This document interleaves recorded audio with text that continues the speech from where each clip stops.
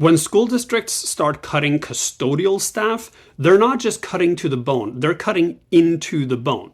I need to talk to you about the way we fund BC public schools, because I was at a meeting a couple of days ago that was alarming, to say the least. Some context. I live in Burnaby, BC, and the Burnaby School District is proposing a new budget with significant cuts. One of those cuts is the reduction of daytime custodial staff at all the small schools. So instead of having one daytime custodian per smaller school, they'll have one daytime custodian being responsible for multiple different schools at the same time and cycle between them. This is projected to save the school district over $500,000 per year. Now, if you've ever been to a school, you know that a daytime custodian is necessary for doing things like cleaning up puke. And if you don't have a daytime custodian, that means someone else has to do that. That means a teacher, or more likely the principal, has to do that job instead of the job they're actually supposed to be doing, which is a huge problem. But the reason why this is happening is far more problematic. And I want to be absolutely clear here. The problem that I'm about to outline is not caused by the schools or the school district. It's caused by the funding model from the province and also by federal policy. Here's what's happening.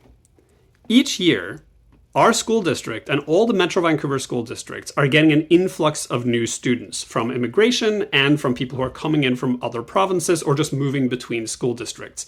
And the number of new students that are coming into the school district is significantly higher than what was projected some years ago. That means our schools are undersized to the number of students that are coming in. And the result of that is, amongst other things, that we have portables. You know, those boxes they put next to the school and then they stuff your kids into those boxes. Well, here's the thing. Those portables are paid for by the operating budget for the school district. So the money that's supposed to go to pay for teachers and education is instead going to buy buildings to house the new students. And that's not all. Each September, the province does a head count of every student in every school, and then they give the school district a set of money per student. I think it's around $9,000. And then if the student has special needs, that number is increased. However, if a student joins the school district after that head count in September, no money is allocated to that student. And so that means if you get 500 new students that join in, say, October, there is no money to pay for those 500 students, which means the school district has to find that money somewhere. So the school district will be chronically underfunded by the influx of new students. On top of that, the school district earns money from bringing in international students who pay to go to school, and they pay more than the regular student costs because they are international students. Well, when we have a significant influx of new students into the school district and no room to house them, we have to reduce the number of international students we can bring in. So while a couple of years ago, there were 1,400 international students that were paying money into the system to fund it, now, instead, we can only bring in around 400 students, which is a significant financial loss because the schools aren't big enough. And the reason why the schools aren't big enough is because the previous projections of the future student bodies have been wrong. So we are building schools that are physically too small, to the point where a school opened last year that on the first day had hundreds more students in the school than there was room for. So here's what's happened. Over the past several years, the Burnaby School District has been chronically underfunded. And to make things work, they've been dipping into the contingency fund. Well, now that contingency fund is so low that if this continues, the contingency fund will go into the negative. So to fix the problem, the school district is now cutting where they can, and that includes potentially cutting custodial staff. Now, if you're cutting custodial staff, you are not just cutting to the bone, you are cutting into the bone, because custodial staff is keeping the schools functioning. And if the funding model is not fixed, these cuts will continue, and the next step is cutting teachers. To which you, like me, are asking, how could this happen, and how do we fix it? The complicated answer is, this is a provincial problem, and it is a federal problem.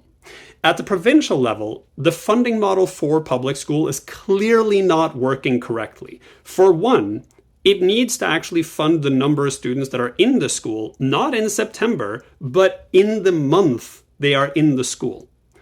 For another, the schools should not be building portables out of their operating budget. That is physical buildings. That should be coming out of the same fund that builds schools.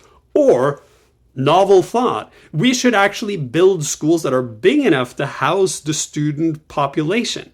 At the federal level, part of the problem is lack of sufficient funding for new Canadians. When immigrants come into the country, and I have to stress this, I am one of those immigrants. When we come into the country, we use the resources that are available to us, including education and healthcare. So that means as the country brings in more people, it also has to fund the services those people are going to be using. And that's clearly not happening here, which is part of the reason why our educational system is struggling and why our healthcare struggles. And I want to make this 1000% clear. This is not the fault of immigrants. It is also not the fault of immigrant policy, as in bringing people into the country, because that is something we need to do to keep this country functioning. This is a problem of lack of funding, of political priorities. And as you know, while we have a government that is not funding enough, there are other people who want to get into government who will provide less funding for this. What I saw on Tuesday is a snapshot of a systemic problem that happens at the local level, but is caused by provincial and federal policies. And the way that things have been running so far, all the people at the local level have been doing everything they can to make things work. And in doing so, they've camouflaged the problem and made it so that to us people who just use these services, it looks like the schools aren't doing their job or healthcare isn't doing their job. So our anger and frustration is being directed at the wrong people. What needs to happen is we, the people, have to go to our elected representatives at the provincial level and ask them some really tough questions about why the funding of these essential public services is insufficient. It's very easy for politicians to insufficiently fund education because education is something that everyone just expects to happen and they're not paying close attention to what is happening with education. We have a fantastic educational system in BC and in Canada, but with this chronic underfunding, not only are the schools struggling, but we're starting to lose teachers because the teachers are going into an environment when there are too many students, not enough resources, and they can see the resources shrinking year by year. This is not okay. And it shouldn't be like this. We actually have the money to do this properly. This is a question of political priority. I would love to have a conversation with provincial politicians and with federal politicians about this.